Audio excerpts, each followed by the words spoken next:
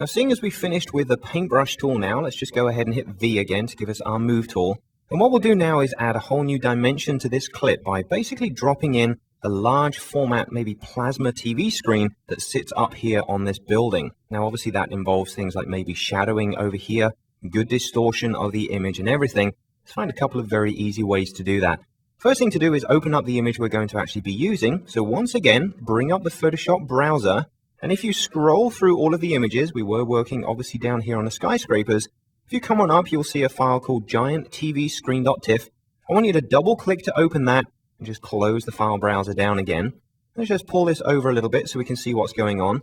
You can see that it's just a flattened image at this point that shows us the black outside area of the TV screen, maybe the manufacturer's name here in the middle, and obviously this is the image area. Now we want to make it look not so much like a poster, but more like a TV image, which usually when it's broadcast on the side of a building so big, means big fat scan lines all the way across the image. Well, that's also very easy to do inside of Photoshop as well. What we're going to do first is create ourselves a new layer down here in the Layers palette. So just click once on the new layer icon, and then come up to the Marquee tool and make a selection of the area between the guides. Your cursor will snap into place. That just gives us the exact area that the image takes up. And then what we can do is use exactly the same shortcut we did a minute ago on the layer mask to fill this selected area with the background color, which in this case is now white. Simply hold down Control or Command on the Mac and hit Backspace or Delete to fill that area. Now keep it selected, no harm in doing so. Let's come up to the Filter menu now.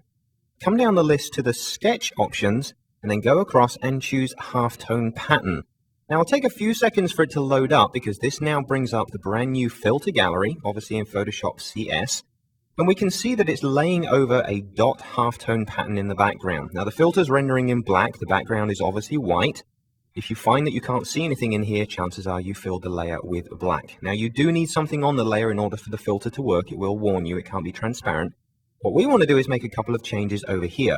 Currently the pattern type is set to dot. Obviously we're not aiming for a printed image here. So if we click and look on the options, I have a line option. And this obviously generates horizontal scan lines, which would be absolutely perfect. Now you can increase or decrease the size, it's up to you.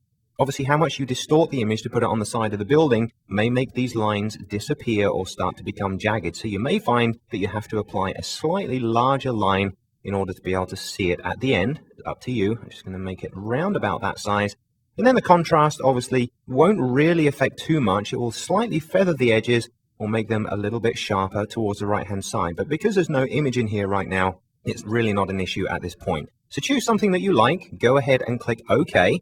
And obviously those scan lines are now applied to that layer. How do we make that appear through the image below? Well, very simply, let's come over to the layer blending modes here where it says normal in the layers palette. And let's go ahead and try overlay. Okay, and you'll see that that just simply blends the darker and the lighter pixels together, gives us quite a nice scan line effect on our image.